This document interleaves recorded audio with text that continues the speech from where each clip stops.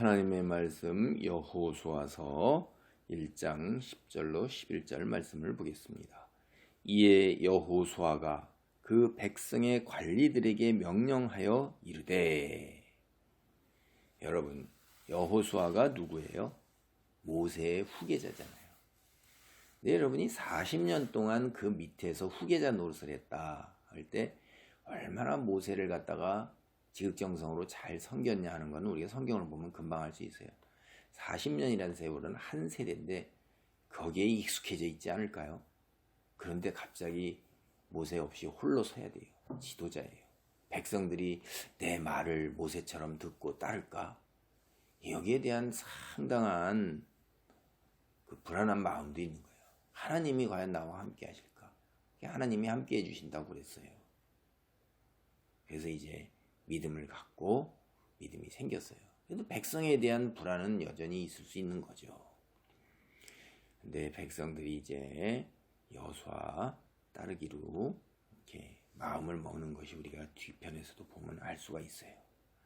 여호수아가 하나님으로부터 이제 인준을 받았고 백성들로부터 인정을 받는데 처음 행한 일이 뭐냐면 이제 경계가 확실하게 되는 역사적 전환점이 되는 요단강을 건너는 길이에요.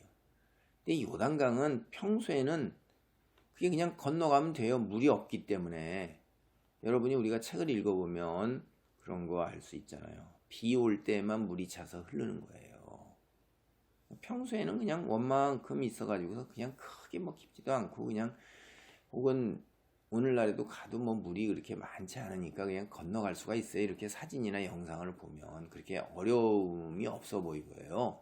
물이 그 건조한 지대니까 그렇죠. 뭐 우리가 사는 곳 같지 아니하고. 그런데 이 여호수아가 백성을 이끌고 가는 시기, 이때는 홍수로 인해서 1년 중에서 강이 범람하는 시기예요. 그러니까 강물이 비가 많이 오기 때문에 차서 넘치는데 이 60만 장정만 60만이었다고 그랬었는데 나올 때 늘어나면 늘어났지 줄어들 리가 없잖아요. 뒤에 가면 이제 민수기에서 몇 명인가가 또 세는 게 나옵니다만은 이 수많은 백성을 이끌고 강을 건넌다. 이게 과연 가능하냐 이거예요. 물이 고여있는 바다, 홍해바다, 그래도 그게 낫지 않을까. 이건 흘러가잖아요. 막 그냥 범람하니까 급류처럼. 이게 더 어려운 거예요. 참 이게 대단한 거예요. 리더십에 대한 첫 관문이 요단강을 건너가는 것입니다. 네, 굉장히 이게 어려운 상황이 될 수도 있어요. 하나님이 함께 하셔야지만 가능한 일이라 이 말이에요. 왜냐하면 홍해가 갈라져서 건너는 걸 우리 앞에서 이미 익히 알고 있잖아요. 요단강 역시 갈라지지 않을까. 모세와 함께 했던 것처럼 같이 한다 하니까 그걸 우리는 기대해 볼 수가 있죠. 그래서 하나님으로부터 이제 요단강을 건너라는 명령을 받았어요. 그리고 그와 함께 승리를 주시겠다는 격려도 들었어요. 그래서 이제 백성의 관리를 불렀다 하는 얘기는 여러분이 이거 백성에게 무슨 관리가 있을까 이렇게 생각할 때 모세가 하루 종일 재판을 진행하다가 그 장인이 와가지고 너 그렇게 하면 지쳐서 못하고 이 백성도 함께 망한다. 그래가지고 10부장, 100부장, 1000부장을 세워서 자잘한 것들은 그들로 이렇게 아주 결정적인 것만 내가 재판을 해라. 이렇게 했을 때 세웠던 사람들이에요. 그러니까 10부장, 100부장, 1000부장들이 다 거기에서 판단을 하고 중간에서 백성들을 이끄는 중간 지도자 역할을 했던 거죠. 그래서 그들을 불러다가 명령을 하는 것입니다. 11절입니다. 진중에 두루 다니며 그 백성에게 명령하여 이르기를 양식을 준비하라. 사흘 안에 너희가 이 요단을 건너 너희의 하나님 여호와께서 너희에게 주사 차지하게 하신 땅을 차지하기 위해 들어갈 것임이니라 하라. 이렇게 전하라는 얘기예요. 백성에게 명령하는데 양식을 준비하라는 거예요. 사흘치 양식을 준비하라. 사흘치. 꼭 사흘치는 아니죠. 죄송합니다. 이제 양식을 준비하는데 사흘 안에 사흘 있다가 이제 출발을 하겠다라는 거예요. 근데 이제 양식을 준비하는데 중요한 거는 여러분 지금 이제 요단강을 건너가서 가나안 정복 전쟁을 시작을 하잖아요. 칼을 갈고 닦고 화살을 많이 준비하고 싸울 도구들을 준비를 해라. 이렇게 무기를 준비하고 싸울 도구를 준비해야 되는 거 아니에요. 우리가 정상적으로 생각을 하면. 그런데 식량을 준비하라고 그러는 거예요. 전쟁을 누가 하는 거예요?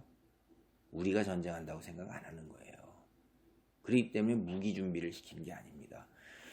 우리가 하는 게 아니라 우리가 할 일은 뭐예요? 하나님 예배하고 순종하고 나아가는 거예요. 그러니까 굶지 않고 먹을 양식을 준비하는 거예요. 우리가 하나님께서 승리하게 하실 것이다 하는 거예요. 가나안에 이제 들어간 후에는 가나안 땅에서 생산된 곡식을 먹을 것이라고 보면 여기 여호수아 5장 12절에 나와요. 그 먹을 때까지 필요한 소량의 양식을 준비하라는 것입니다. 그 양식을 준비하라는 건데 여기서 보면 우리가 제가 사흘이라는 말에 이제 주목해야 되는데 왜 사흘 안에 사흘 있다가 이제 떠난다는 거예요. 이 성경에서 이 사흘이라는 건 굉장히 상징성을 지니고 있어요. 특별히 이들이 지금 광야에서 있잖아요. 이 광야에서 3일이라는 것은 출애굽기 8장 27절, 15장 22절, 민수기 10장 33절, 34장 8절 이런 걸 보면 이 광야에 있었다는 3일이라는 게 굉장히 상징성이 있습니다. 여러분 예수님께서 사흘 동안 광야에 계셨죠? 사탄 마귀와 대적할 때 시험을 받을 때 사흘 동안 있었어요. 이 성경이 창세기서부터 30장 36절로부터 사흘 할 때 이 창세기 30장 36절 보면 이렇게 나와요. 이제 야곱이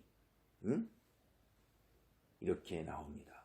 자기와 야곱의 사이를 사흘길이 뜨게 하였고 야곱은 라반의 남은 양떼를 치니라. 이게 뭐냐면 중요한 변화가 일어나는 거예요. 이제 야곱이 무료로 봉사하다가 이제부터는 임금을 받는 거예요.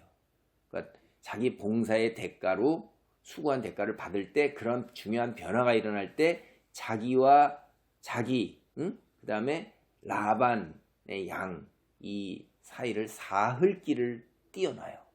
그래서 놀라운 이제 변화가 시작되는 건데 여호수아서 2장 16절도 뒤에 가보면 마찬가지고 9장 16절도 나오고 열왕기상 12장 5절이나 역대하 10장 5절을 보면 이때가 다 사흘이라는 게 나올 때 귀중한 변화가 일어날 때 사흘이 나와요. 그 다음에 이제 어떤 중대한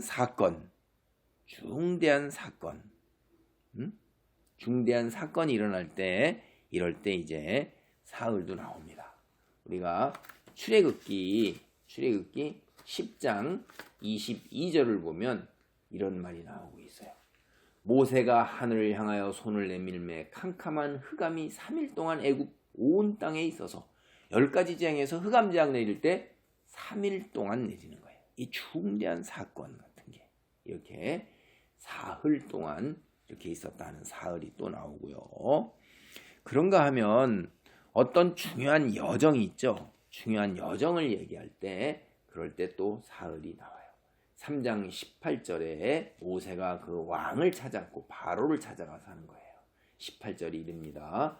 그들이 내 말을 들으니 너는 그들의 장로들과 함께 애굽 왕에게 이르기를 히브리 사람의 하나님 여호와께서 우리에게 임하셨은즉 우리가 우리 하나님 여호와께 제사를 드리려 하오니 사흘 길쯤 광야로 가도록 허락하소서. 이렇게 얘기하는 거예요.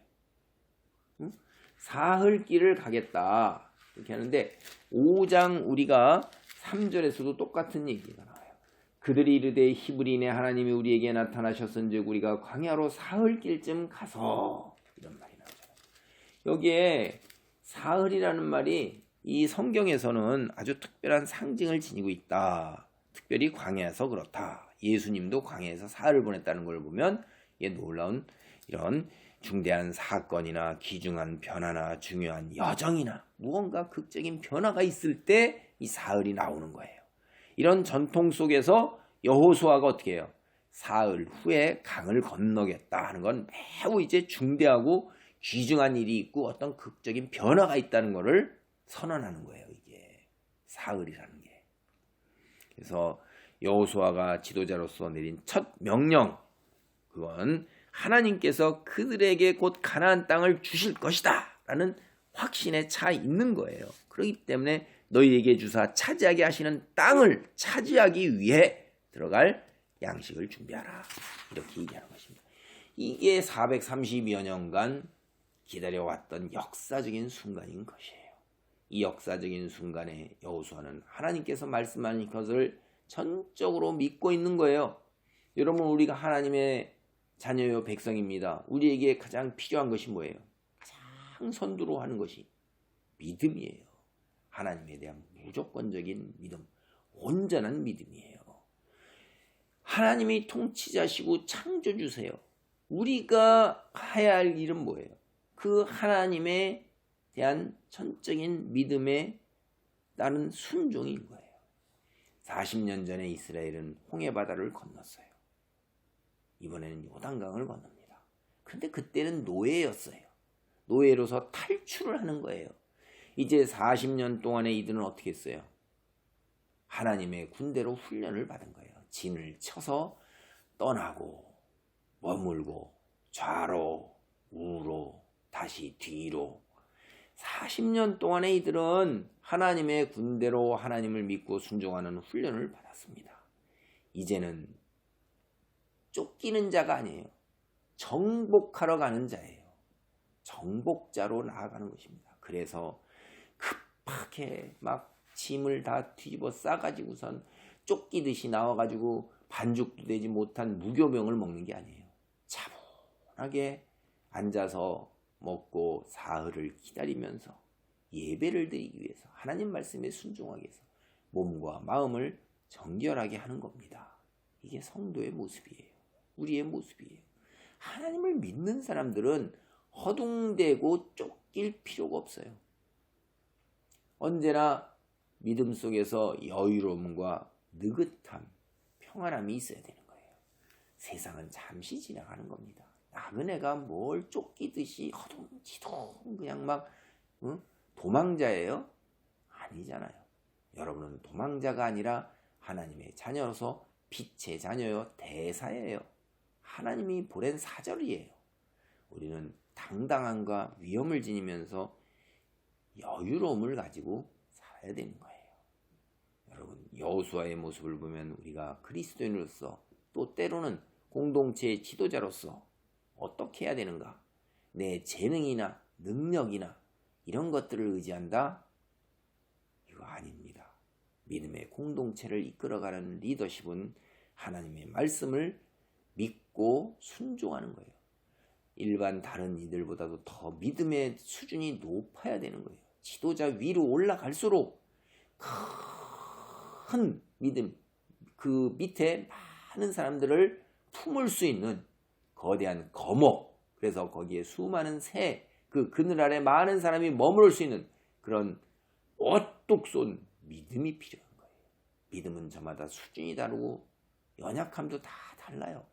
그 연약함이 아닌 굳건한 믿음, 죽으면 죽으리이다 라는 그런 믿음이 필요하고 하나님과 끊임없이 교통하는 기도의 사람이 되어야 되는 거예요.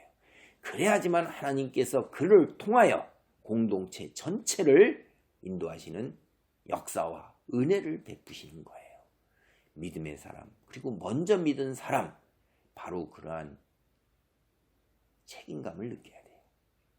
그리고 그러한 자각이 있어야 되는 거예요. 왜 먼저 믿었어요? 왜 먼저 하나님께서 택하셨어요? 그 공동체 속에서 큰 분량을 차지하기 위해서 그를 택하시고 세우신 것입니다. 그래서 그 연약함이 오히려 하나님을 전적으로 믿고 의지하고 순종하게 만드는 거예요. 여러분이 부족하십니까? 그로 인해서 오히려 하나님을 더 믿을 수 있게 되는 거예요. 여러분이 재능이 없으세요? 그로 인해서 하나님께 더 나아가게 되는 거예요. 가진 것이 없어요. 능력이 없어요. 사회적 지위가 없어요. 학식이 없어요. 기도와 성경만 붙들고 나가는 거예요. 그런 놀라운 믿음의 자리에 있기를 바랍니다. 아멘.